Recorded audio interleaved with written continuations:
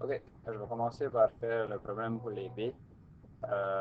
Puis ensuite, je fais la correction du même problème pour les C. Il y avait un petit peu de différence, donc les C voudraient commencer de 3 ou 4 minutes euh, pour, pour le problème.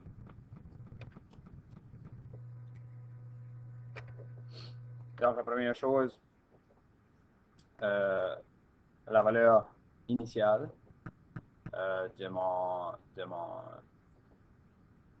ma moto, là, c'était 25 000 $. Donc, ça, c'est mon C. La valeur finale va être 14 000 $. Donc, mon N. Et le nombre d'années, ben, c'était 4 ans. Donc, je retire ma formule. M égale à C fois 1 plus I à la N. Ça fait 14 000 est égal à 25 000 fois 1 plus I à la 4. Je divise des deux côtés par 25 000. Ça se conserve. Il me reste, si je fais cette division-là sur la calculatrice, c'est 0,56. Euh,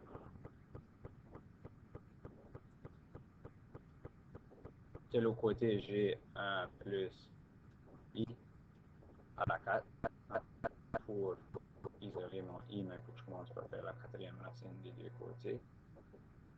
Donc, de ce côté-là, il me reste 1 plus I. De l'autre côté, il me reste 0,865. Je soustrais un des deux côtés. Ça me donne que I est égal à euh, moins 0,135, qui veut dire I est égal à moins 13,5%. C'est normal parce qu'on parle d'une dépréciation. Donc, la dépréciation est de 13,5%. Donc, c'est normal d'avoir un moins à cause de ça. Émilie Cormier et Sean Kane, demandez à l'administration pour un message. Donc, ça, c'est pour pour les B. Vous pouvez peut-être aussi sauter un petit peu jusqu'à ce que j'ai terminé pour les C. Les C, la seule chose qui était vraiment différente, c'est qu'il fallait faire la conversion de euro à dollar canadien. On pouvait passer les deux façons. La majorité du monde dans la classe a passé de euro à dollar canadien, c'est correct. Pour faire ça, 1 $ canadien égale à 0,75205 euros. Donc, combien est-ce que 24,99 euros va être égal à 2 $ canadiens? On fait la multiplication croisée. Donc, ça fait 24 999 fois 1. Et ensuite, on divise par 0,7505. Et ça me donne que la valeur initiale de ma motocyclette était de 33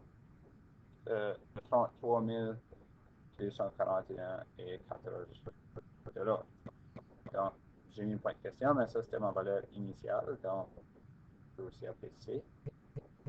La valeur finale est 20 000. La valeur de 4 ans. N est 4. Donc, j'ai mon C, mon M et mon N qui est 4. Donc, j'utilise la formule M égale à C1 plus I à la N. M est 20 000. C est 33 et 4. 1 plus I à la 4. 4. Je divise deux côtés par 33 241 et 14 cents. Avec ma calculatrice.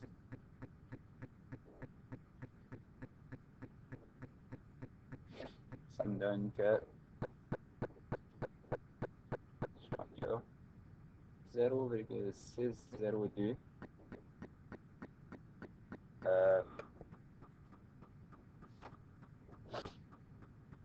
égale à 1 plus I pour 4. Donc, pour simplifier, je fais la quatrième racine du côté. Donc, si je fais la quatrième racine de ça, ça me donne 0,881 1 plus I. Donc, je vais juste faire une soustraction de moins 1 des deux côtés. Et je trouve que I égale à 11,9%. Ben, moins, il y a un moins devant, mais le moins signifie la dépréciation. Donc, la dépréciation était de 11,9% dans le code ici. Donc, ça, c'est pour la 1. Maintenant, on va aller faire la 2. La 2 était la même pour les B et les C. Donc, je vais juste la faire une fois. Pierre, puisque ses études sont maintenant terminées, Joanne doit payer sa dette à la banque. Joanne a dû faire un prêt personnel pour compléter ces 2 dernières années d'études. Elle a emprunté 5 000. Donc, ça, c'est ma valeur du début.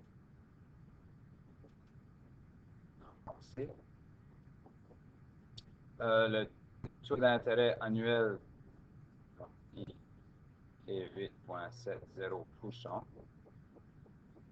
qui est la même chose comme 0,087. Composé mensuellement, donc plus c'est composé mensuellement, je peux diviser par 12. Qui me donne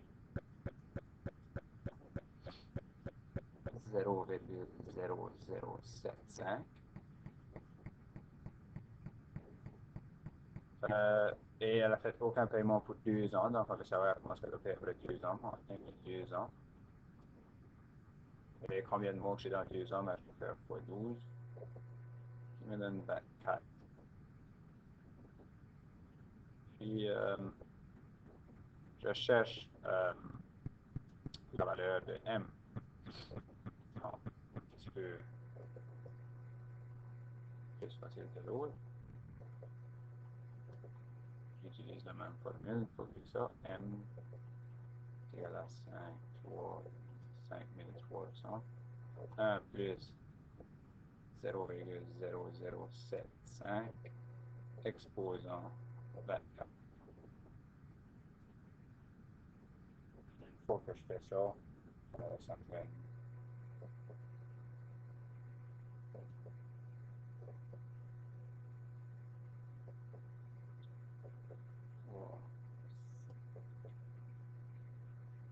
ça me donne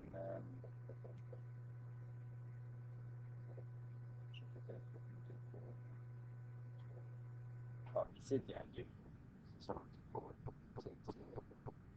0,0725 et non 75. 725. Donc, plus 1 exposant 24 fois 53 000. Et ça me donne que ma valeur finale est 6303 et 34. Donc, ça, c'est ma valeur finale. Pour le prochain, il y avait juste une petite différence entre les B et les C.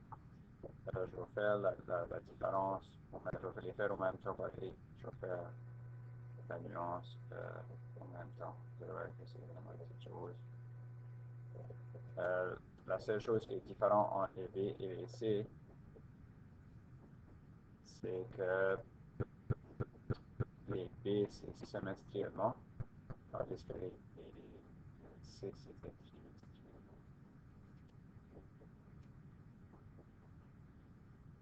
Donc, pour les B, ben, j'ai encore Carlton n'avoir aucun des API, puis elle a décidé de déposer de l'argent à la banque, un pourcentage, puis il peut faire un voyage dans 3 ans. Puis ça va coûter 7600, donc pour valeur finale, il veut 7600, puis il veut savoir combien d'argent il doit déposer maintenant.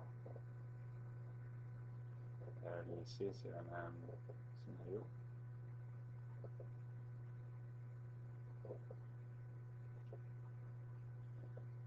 Dans 3 ans, son intérêt est 8%.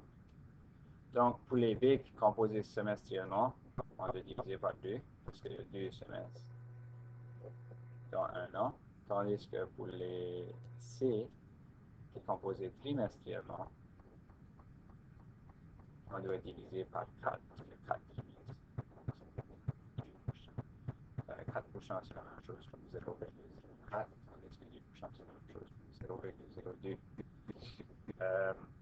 Et le N qui était 3 ans, ben, lorsqu'on parle de semestriellement, on fait un fois 2, qui me donne 6.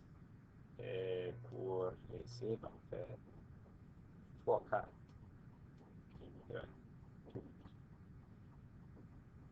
Et donc, une fois qu'on a ça, je remplace dans la formule, égal à C1 plus I à la N. C'est ça. Égal à 1 plus 0,04 exposant 6. Donc, près de masse, donc on fait le 1 plus 0,04 en premier. Ensuite, on fait l'exposant 6. Je le trouve égal à C pour 1,265,3. Donc là, une fois, si je veux savoir mon C final pour les B, je dois diviser 7600 par 1,2653. Ça me donne qu'il devait investir 606 $ et 48. Tandis que pour les C, mais on fait le même travail. La seule chose, mon N est différent. Mon M est encore pareil. Je cherche encore C. Mais ici, c'est 1 plus 0,02 exposant 12. Encore une fois, on fait près de masse, on fait la parenthèse en premier. Exposant 12. Cette fois ici, je trouve que c'est 600 est égal à C fois 1,2 2, 6, 8, 2. Donc là, je divise les deux côtés. Je trouve que mon C est 7600 divisé par 2, 6, 8, 2. Ça me donne qui devait investir